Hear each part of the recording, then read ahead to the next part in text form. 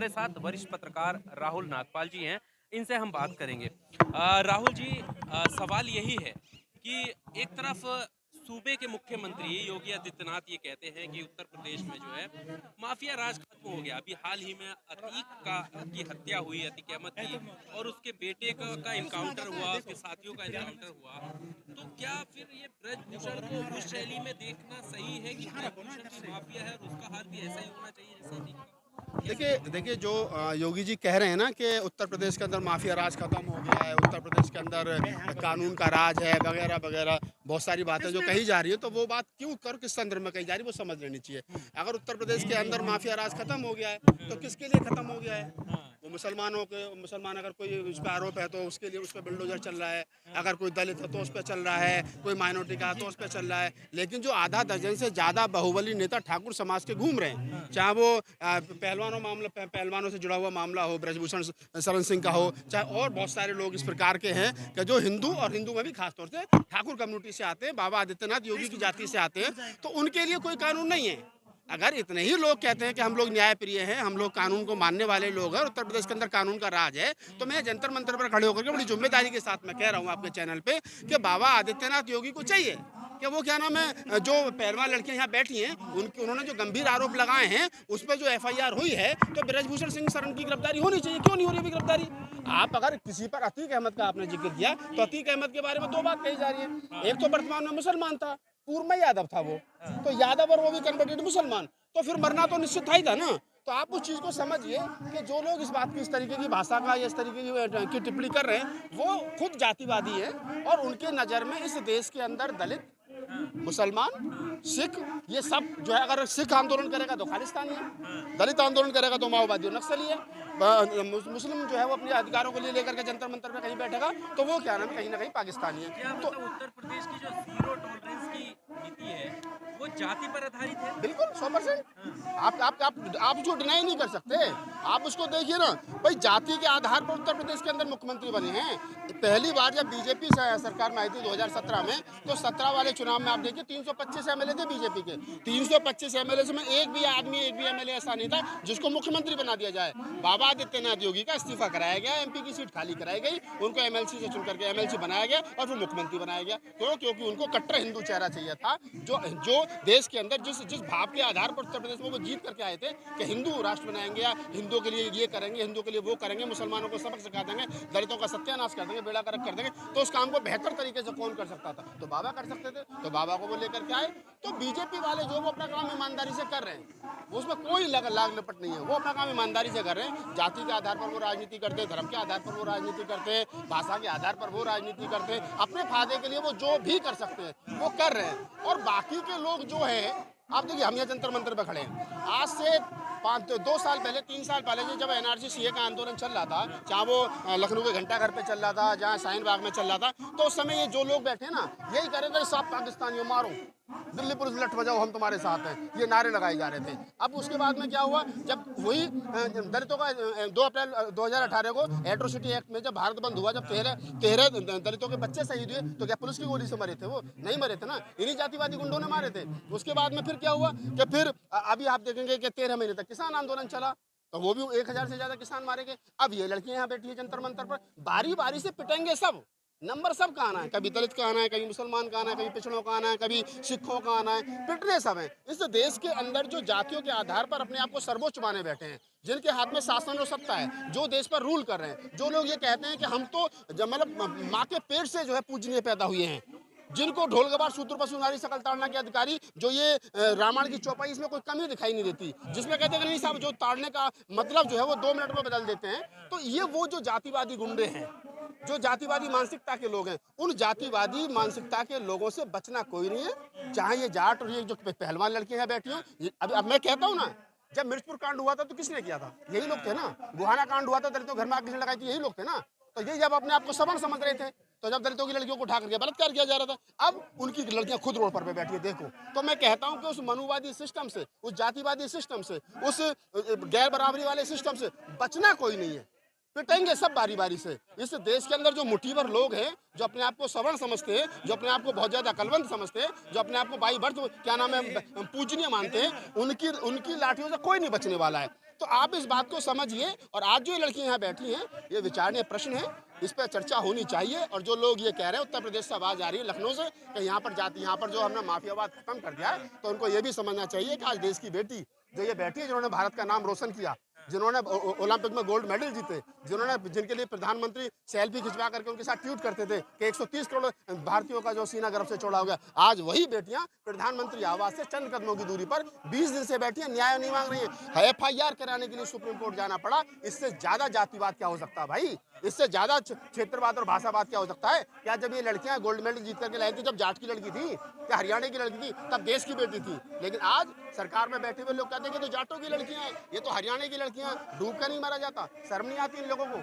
तो ये जो चल रहा है, ये सारे का सारा सिस्टम जो है वो जातिवाद के आधार पर चल रहा है। और मैं फिर कह रहा हूँ कि इन लोगों को समझना पड़ेगा, बारी बारी से पिटना सबको है। जिस दिन इस देश का जब दलितों पर एट्रोसिटी हो और उसके साथ में जाट गुजर यादव खड़े हो जाएं, जब यादवों पर, जब जाटों पर, किसानों पर, कमेरा जातियों पर कोई हो तो मुसलमान साथ में खड़े हो जाओ, तो इस देश में 85% जो बहुजन समाज है, जिसको SC ST OBC और माइनॉरिटी कहते हैं, तब एकाकी बनेगी, तब कहीं ना कहीं लोगों में प्यार मोहब्बत बनेगा। और ये जातिवादी गुंडे जो 15% इस देश के अंदर विदेशी लुटेरे हैं, इनको ये समझ में आएगा कि तुम इस देश के मूल निवासी नहीं हो। इस देश का मूल निवासी जाग चुका है और वो खदेड़ देगा, जहाँ से कभी आए तो वही भेज देगा। माफियाओं की फहरिस्त में ये नाम कैसे छूट गया कि 38 मुकदमे होने के बावजूद भी सब कुछ सही है? नहीं तो ये तो मैं और आप कह रहे हैं ना 38 मुकदमे।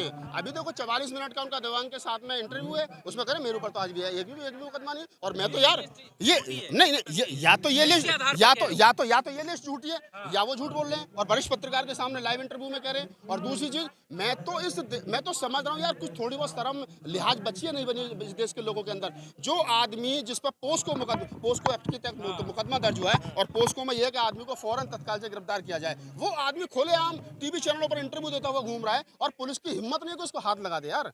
तो देखो ना कहाँ बचा है। सिस्टम चंद लोगों के हाथ में हो रहा है। और मैं कह रहा हूँ, जब न्याय प्रिय लोग होते हैं ना सत्ता में बैठे हुए, आपने देखा होगा उत्तर प्रदेश का राजा भैया बहुत बड़े दबंग थे, जब मायावती का सेंटर चला तो फिट हो गए, कहाँ मिले। तो ये समझना पड़ेगा, जब मायावती मुख्यमंत्री थी तो 5 साल तक वहां पर रिलायंस के पेट्रोल नहीं खुले। तो कोई कितना ही बड़ा पैसे वाला हो, कितना ही बड़ा दबंग हो, सरकार चाहे तो 2 मिनट में साफ कर देगी। ब्रजभूषण का जो बयान है वो कह रहे हैं कि इतने गंभीर आरोप लगाने के बावजूद भी वो टाइम, वो डेट, तिथि कुछ बताने तैयार नहीं है, कब किया, कैसे किया। तो ये नहीं देखिए, मैं क्या करूँ, अब ये जांच का विषय है। अगर आज की तारीख में, पहले मैं तो देखो ये भी कहता हूँ, कल भी मैंने कहा, हमने अपने चैनल पे कहा कि अगर आज यहाँ ये वीरेश फोगाट और वो उसकी छोटी बहन बैठी हैं और गीता और बबीता नहीं है, तो ये विचारने प्रश्न है कि 2 बहनियां बैठ करके न्याय मांग रही हैं। एक बहन जो सरकार की उनमें DSP की पद पर बैठ करके मलाई खा रही है, और दूसरी बहन जो है वो प्रधानमंत्री के साथ सेल्फी खिंचवा करके कह रही है कि नहीं इसका वो राजनीतिकरण नहीं होना चाहिए। तो या तो ये 2 बहन गलत हैं या वो 2 बहन गलत हैं। तो ये भी विचारणीय प्रश्न है। तो अभी तो बहुत सारे सवाल ऐसे हैं जिन पर सवाल होने चाहिए, लेकिन मैं फिर भी कह रहा हूं कि जो गलत है न्यायपूर्वक जांच होनी चाहिए। ब्रजभूषण सिंह को तत्काल प्रभाव से वहां से हटाना चाहिए, उसको इस्तीफा देना चाहिए, जांच एजेंसी को जांच करनी चाहिए। और ये लड़कियां जो यहाँ बैठ करके कह रही हैं, इनके आरोपों में जो सच्चाई है तो उसको सख्त से सख्त कानूनी कार्रवाई होनी चाहिए और उसको क्या नाम, आरोपी को दंडित होना चाहिए। लेकिन नागपाल जी, जो राजपूत समाज के लोगों ने महापंचायत करी आज हापुड़ में 84। देखिए, ये इस देश का दुर्भाग्य है। अगर इस देश के अंदर, जब मैंने पढ़ा वो सुबह स्टेटमेंट, करणी सेना का अध्यक्ष उत्तर प्रदेश का, जो ये कह रहा है कि क्या नाम है, राकेश टिकैत अपने दिमाग से इस बात को निकाल दे कि उन्हीं के पास में ट्रैक्टर ट्रॉली है, ठाकुर समाज के पास में भी ट्रैक्टर ट्रॉली है। सरकार कर क्या रही है, समझना चाहिए। सरकार लड़वा रही है। अभी आपने देखा होगा 1-1.5 साल पहले यहाँ NCR में बड़ा हड़दंग हुड़दंग हुआ था,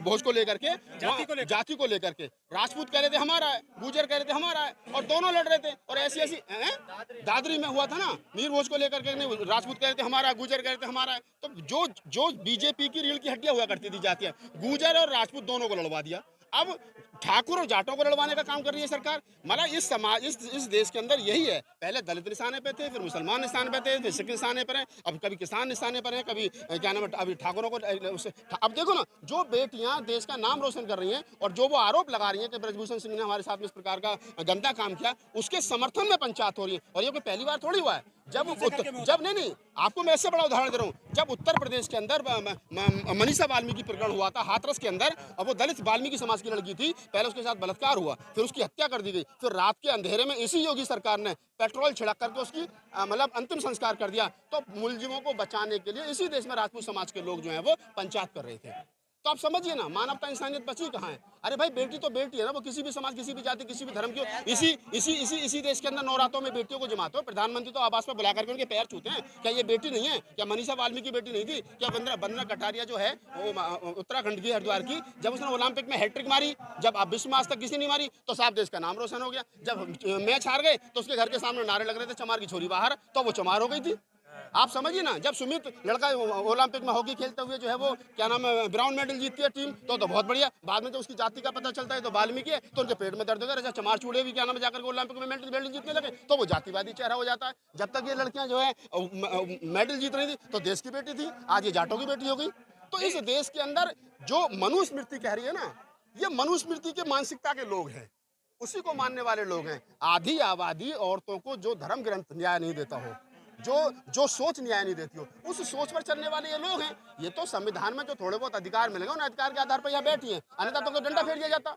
एक सवाल ये है कि जिस तरह मनीषा का आपने नाम लिया और ऐसी घटनाएं हुई हैं देश में, चाहे वो कठुआ वाला मामला हो या उसके बाद बिल्किस बानो के दोषियों को छोड़ा जाना। हाँ, बिल्कुल, बहुत सारे मामले उस वक्त जो है ये जो जिनको बहुत सारे लोग हमारे देश के फॉलो करते हैं, एक महिला के नाते क्या इनकी ये संवेदना नहीं होनी चाहिए कि मैं पहले दिन से कह रहा हूँ, अगर मैं इस देश का जागरूक नागरिक हूँ तो मुझे हर गलत काम का विरोध करना चाहिए। अगर मैं कबीर का वंशज हूँ, रैदास का, नानक का, फूले का, अम्बेडकर का वंशज हूँ, अगर मैं इस देश की लोकतांत्रिक व्यवस्था को मानता हूँ, अगर मैं इस देश के संविधान में विश्वास रखता हूँ, तो मेरी मॉरल ड्यूटी बनती है कि जो भी सरकार गलत करती है मैं उसके खिलाफ मुखर होकर के बोलूँ। जब अगर इस देश के अंदर मनीषा वाल्मीकि के साथ गलत होता है तो ये जो लड़कियां यहाँ बैठी हैं इनकी भी ड्यूटी बनती थी कि ये उस पर ट्वीट करते कि गलत हो रहा है। अगर आज ये लड़कियां यहाँ बैठी हैं तो सचिन तेंदुलकर की भी ड्यूटी बनती है कि वो ट्वीट करके बोले, अमिताभ की भी ड्यूटी बनती है कि ये गलत हो रहा है। लेकिन हो क्या रहा है? हो ये रहा है कि सरकार के संटे का सबको पता, तुम बोले तो सरकार नाप देगी, कल को ईडी का छापा पड़ जाएगा। तो समस्या वही है, आज मेरा नंबर है कल तेरा, राहत इंदौरी साहब का शेयर लगेगी, आग तो आएंगे घर के ही जद में। यहाँ पे सिर्फ मेरा मकान थोड़ी है, तो पिटना सबको है बारी बारी से, ऐसा कुछ नहीं है। नागपाल जी, बहुत सारे संगठन है हमारे देश में, जैसे बजरंग दल है, शिवसेना है, करणी सेना है, वो भी तो बेटी बचाते हैं, वो आज क्यों नहीं आ रहे वो सामने? हिंदुओं की बचाते हैं ना, जाटों की थोड़ी बचाते हैं। ये जाटों की बेटी है ना, वो हिंदुओं की। नहीं, ये समझ लेना चाहिए। जो तुम कह रहे हो ना, बजरंग दल, करणी सेना, फलानी सेना, ढिमागी सेना, जो कहता है हमारी बेटियों को खतरा है, किससे खतरा है? मुसलमानों से खतरा साहब, लव जिहाद और ये जिहाद। आज ये बेटियां बैठी है किसकी बताओ मुझे? ये मुसलमानों की है, ये दलितों की है, ये अरे ये हाँ बुलाओ ना कंगना रनौत को। मैं कह रहा हूँ फिर तुमसे, इस देश के अंदर हिंदू आदमी जब तक सरकार बनानी है, और जब सरकार बन जाती है तो तू जाट, तू गुजर, तू चमार, तू चूड़ा, तू घटी, तू पासी, तू धानक, सब जातियों में बढ़ जाते हैं। फिर हिंदू कोई नहीं है, फिर हिंदू कौन है? हिंदू फिर एक ही जाति है, वो ये जो मंदिरों में बैठी है, बाकी कोई हिंदू नहीं है। स्मृति ईरानी जो महिला मिनिस्टर है वो भी नहीं बोल रही है। अरे क्यों बोलेगी भाई? उसे मंत्री पद पर नहीं रहना क्या? कल को चाचा कहते हैं चल यहाँ से निकल, बहुत मलाई खा ली, 12वीं पास और कितनी चाहिए? कल को और दूसरी आ जाएगी कोई। पर उनकी बेटी पर जब टिप्पणी हुई थी तो अस्मिता हाँ, तो वो देखिए मेरी बात सुनो, वो ना तो सरकार में है उनकी बेटी, ना किसी संवैधानिक पद पर है, एक होटल ढाबा तो चलाती है। यही तो हो गया कि बीफ परोसा जाता था, लेकिन जब उस पर टिप्पणी हुई तो आधी सरकार उसके बचाव में खड़ी हो गई। उसने कोई देश के लिए ओलंपिक में गोल्ड मेडल तो नहीं जीता था, जिन बेटियों ने गोल्ड मेडल जीता था आज ये ना तो हिंदू है, ना इस देश की है, ना इनके नाम से कुछ हो रहा है। तो इस देश के लोगों को समझना चाहिए, और खास तौर से SC ST OBC माइनॉरिटी को, कि भाई ना तो तुम हिंदू हो, ना तुम्हारा हिंदू, तुम शूद्र हो, शूद्र थे और शूद्र रहोगे। लाठी सब पे पड़ेगी, बारी बारी से सब पिटोगे।